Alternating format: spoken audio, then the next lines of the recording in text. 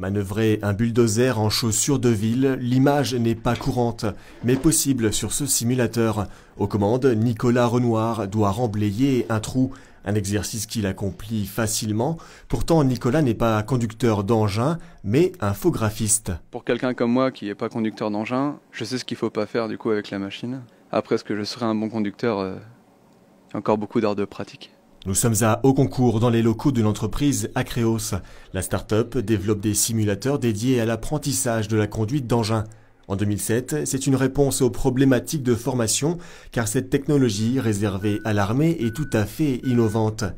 La simulation ne remplacera jamais la pratique sur le terrain, toujours essentielle, mais l'apprentissage sur ces simulateurs permet d'acquérir les premiers basiques. On va considérer que sur un engin, c'est un petit peu comme pour une voiture ou un camion. Pour apprendre à le conduire, il faut environ entre, on va dire, 50 et 70 heures de conduite pure. Eh bien, quand on est sur un simulateur, on peut faire les 50 premières heures sur un simulateur et se contenter d'une quinzaine d'heures sur un engin réel. L'apprentissage se fait en sécurité, mais c'est aussi une économie de carburant qui est réalisée. Le prix d'un tel simulateur, 65 000 €. 100 000 €, celui avec le mur hémisphérique. C'est 10 à 20 fois moins cher qu'un engin réel.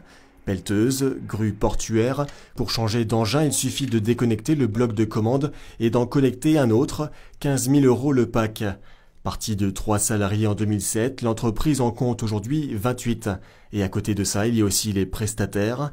90% de la valeur ajoutée d'un simulateur se situe en Lorraine. Tous ces ingénieurs et tous ces salariés sont basés soit sur le site de Morhange en Moselle, soit ici sur Auconcourt, et que ce produit est aujourd'hui made in France, puisque même ses composants hardware sont faits dans la région, que ce soit du côté de Pont-à-Mousson ou que ce soit du côté de Saint-Avold.